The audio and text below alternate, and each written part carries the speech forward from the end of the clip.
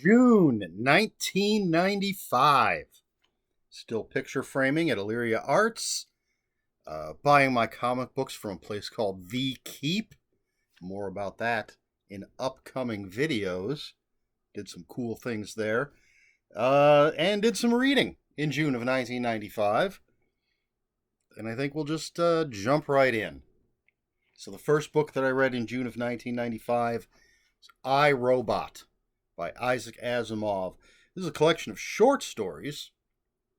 A lot of people, some people I know, don't realize that. They think it's a novel, probably because of the Will Smith movie, which I'm not a fan of. But in fact, a collection of short stories. And as I remember it, most, if not all of them, are kind of logic puzzles. A lot of the stories emphasize the laws of robotics. So, like the first story will talk about the first law, and then there's some mystery surrounding a robot that seems to have broken that first law. And then the second law is highlighted in another story, and then the third law. I remember the one that stands out the most in my memory is a robot. They're on this planet, and this robot is just going around in circles, and no one can figure out why it's going around in circles. And again, it has to do with the laws of robotics.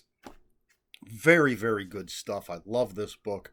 I've read it a couple of times at least, and will reread it again in the future, even though I don't have a copy, obviously, or I'd be showing it to you. Don't currently have a copy.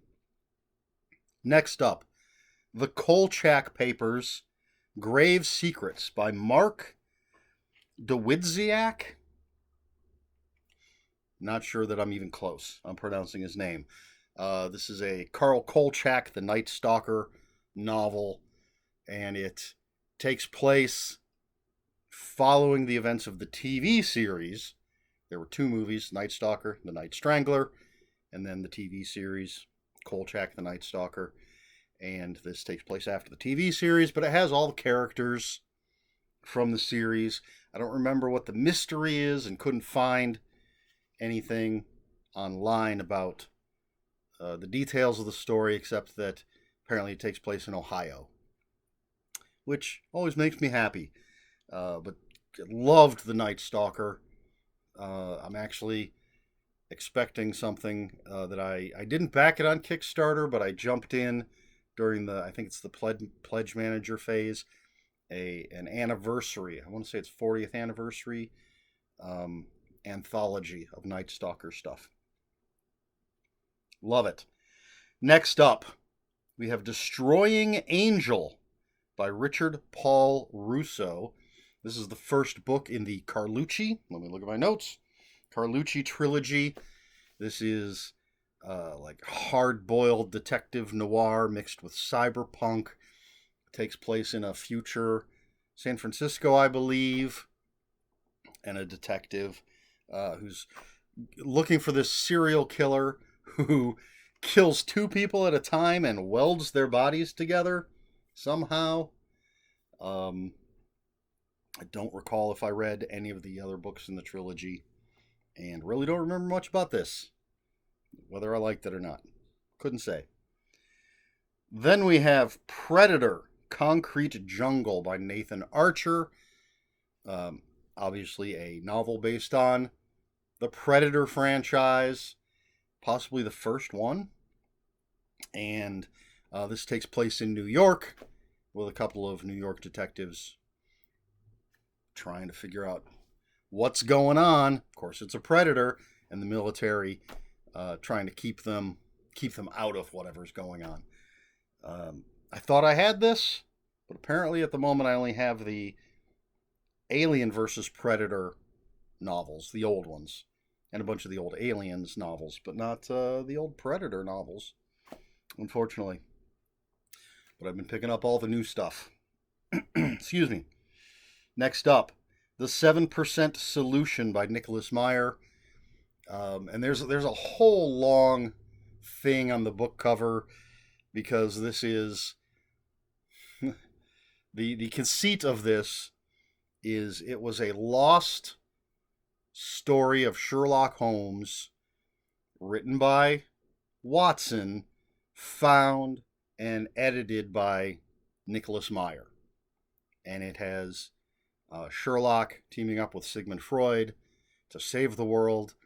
And it gives us a lot of, excuse me, details of things that weren't necessarily covered by Sir Arthur Conan Doyle, like the secret of Sherlock and Mycroft, and what Sherlock was actually doing during that time that the world thought he was dead. Very interesting Sherlock Holmes story. All right, the one book that I do have, pardon me, Gun with Occasional Music by Jonathan Lethem. His first novel. I picked it up because of that cover. Just looks really, really cool. And this is about, well, the main character's name is Conrad Metcalf.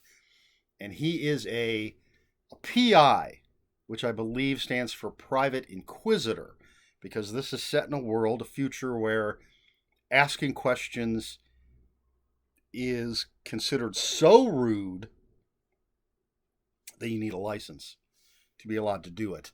And so he's, essentially a private investigator, but he's a private inquisitor. He has a license to ask questions, and he's following somebody's wife, shadowing them, falling in love with them, and then the guy ends up dead. Metcalf, caught in the middle of all this. And it's a world where there are these anthropomorphic animals. What does it say here? He has a monkey on his back, a rabbit in his waiting room, and a trigger-happy kangaroo on his tail. Evolutionary therapy is what they call it. Really, really fun, interesting book with a great ending. I absolutely love the ending. I don't remember much about the mystery. I just remember really loving this book. I've read more of Jonathan Lethem's stuff, not all of it, but I think at least the first few that followed this. And he's gone off in some different directions, but really, really, really good book. And then finally, not much in June, looks like 7 books. But the last one was The Vanishing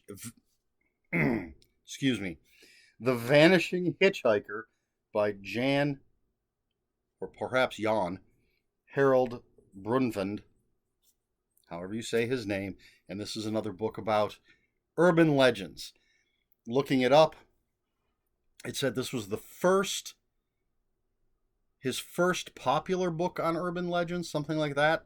It didn't specifically say it was his first book on urban legends, just that it was his first popular book. I didn't bother to look up copyright dates or anything. But again, this is a book all about urban legends, the scary ones, the funny ones, and sort of where they come from, what they mean, the generation of them. Fascinating stuff. This is a set of books I need to rebuild. I'm fascinated by urban legends, and and I mentioned some in another video. Really, really good stuff. That's it. That's all I read in June of 1995. Like I said, just 7 books. I did not, as usual, think of a question ahead of time. So I'm just going to say, were you a fan of The Night Stalker? Did you ever watch that show or the movies? Were you a fan? Do you not care? Being a horror fan, I loved horror stuff on TV. I was young when this show was out, and it scared me watching it. I was frightened by certain episodes. There's one with mannequins. I know that freaks people out. So yeah, I really, really dug the show and the movies. There's tons of comics. I have some. There's a bunch of novels and short story collections. And as I said, there's an anniversary thing coming out. So were you a fan? Did you ever catch this show? Younger viewers might not even be aware of it. It was one of the inspirations for the X-Files. Let me fix my notebook. There's one loose paper in there. It was one of the inspirations for the X-Files, and Darren McGavin played Carl Kolchak. He was he played Fox Mulder's mentor, I believe. He's the guy, I think he was the guy that started the X-Files within the X-Files TV show. Great show. I really need to get like a box set of the TV show and the movies. So obviously, I'm a fan. How about you? Have you heard of it? Did you watch it? Do you like it? Do you not care? And just sort of general, what do you think of horror TV shows? As I said, I love them. Whether they're straight up horror or even, Buffy the Vampire Slayer was a very pop culture-y kind of horror show, but I loved it for the most part. It had one really bad season. Supernatural, I've not watched the entire series, but I enjoyed it. Although it's funny because I seem to like the comic episodes more than I like most of the episodes, but I really get a kick out of the funny episodes.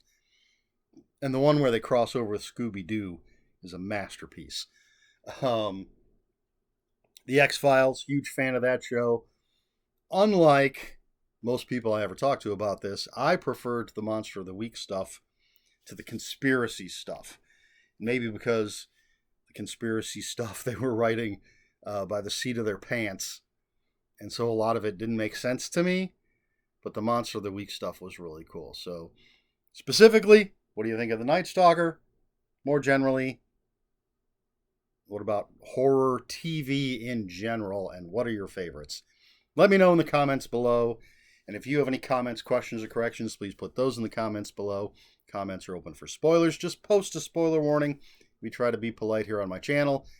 Please like, share, and subscribe. All that YouTube stuff. And if you care to follow me on other social media, my Twitter is @Ronin5757. My Instagram, where I post pictures of books, comic books, board games, and fuzzy animals, is ErikSmith5757. That's Eric with a K. ERIKSMITH5757. That is all I have for you this week. So until next week, read more books.